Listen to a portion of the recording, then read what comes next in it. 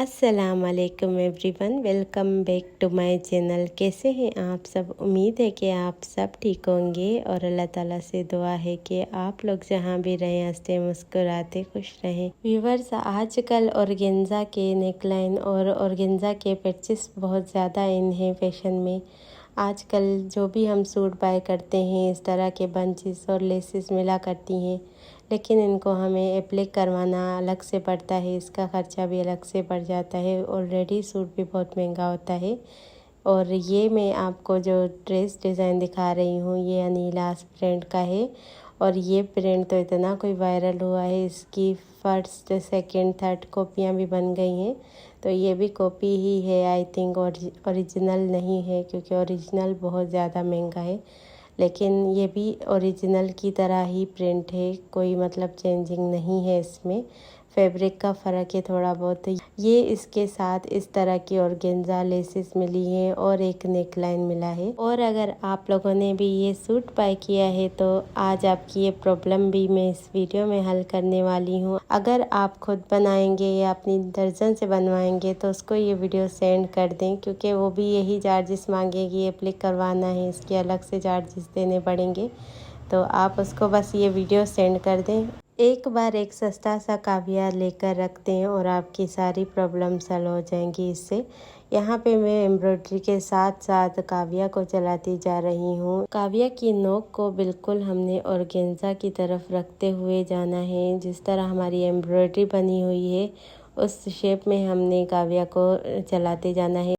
लेकिन किसी भी जगह पे हमने काविया को रोक के रखना नहीं है, क्योंकि काविया बहुत ज़्यादा गर्म होता है। अगर हम काविया को एक ही जगह पे रोक के रखेंगे तो ये इससे हमारा ऑर्गेन्जा जल भी सकता है। अगर आपने कभी भी काविया यूज़ नहीं किया है, फर्स्ट टाइम आप इस तरह का नेकलाइन काविया से नीट करेंगे तो आपसे मसला हो सकता है।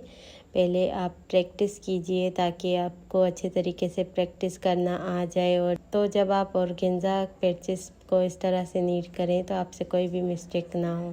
इस ड्रेस के साथ दो किस्म की लेसें दी हुई थी, एक छोटी और एक बड़ी चौड़ी।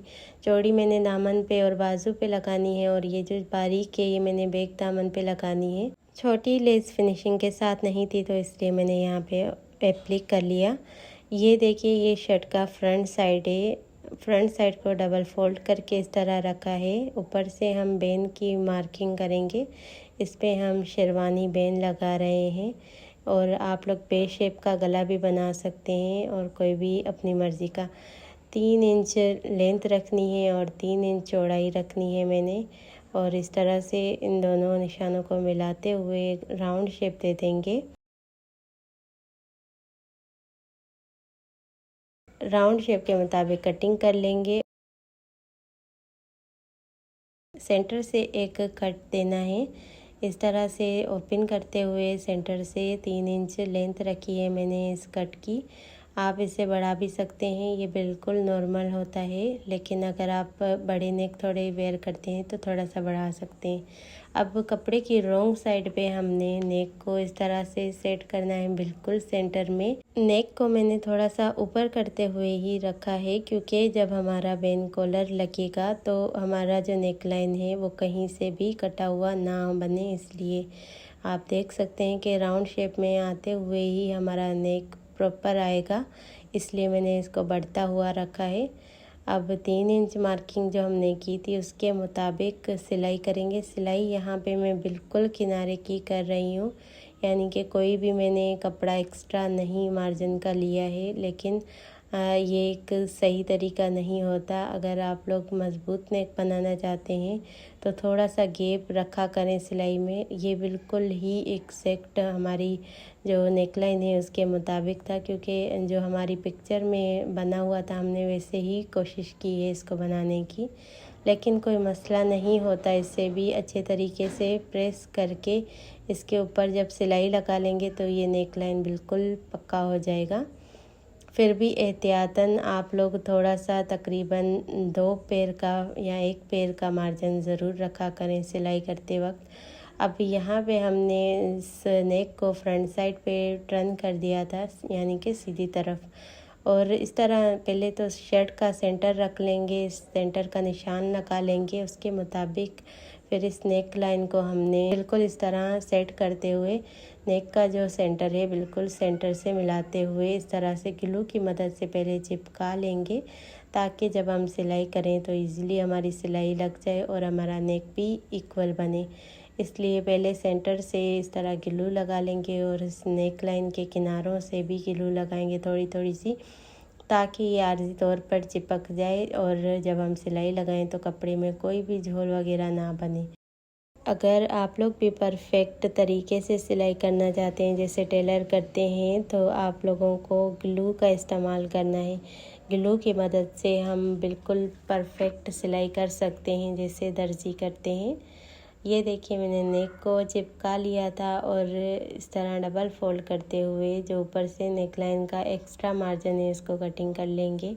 अब आप देख सकते हैं यहाँ से किनारे कितने हमारे इक्वल बने हैं। अब यहाँ से हमने किनारे की सिलाई करनी है जिस तरह हमारा डिज़ाइन बना हुआ है ऑर्गेन्जा का, इसी तरीके से हमने सिलाई करनी है।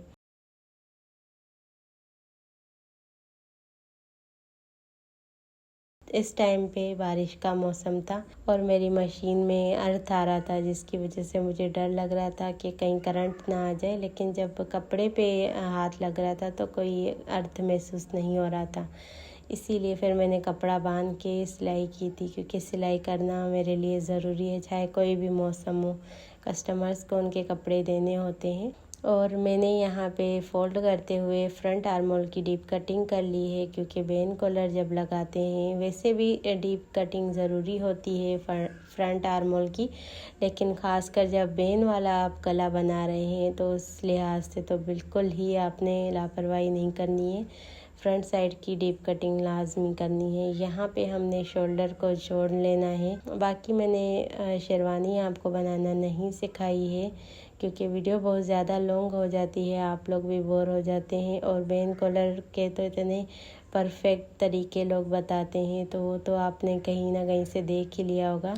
वैसे पर्सनली अगर बोला जाए तो बेन मुझे बनाना भी पसंद नहीं है और अपने कपड़ों पे तो कभी भी नहीं पसंद।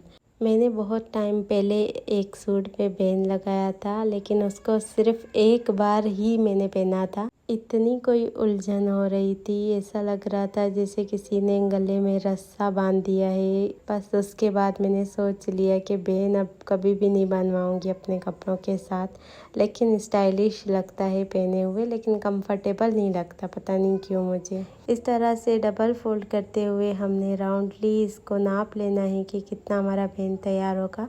इस सूट की फाइनल लुक आप देख सकते हैं। बेन लगने के बाद इसकी खूबसूरती में मज़ीद इजाफा हो गया है। बेन की जगह राउंड नेक भी बहुत ही प्यारा और क्यूट लगता है इसके साथ।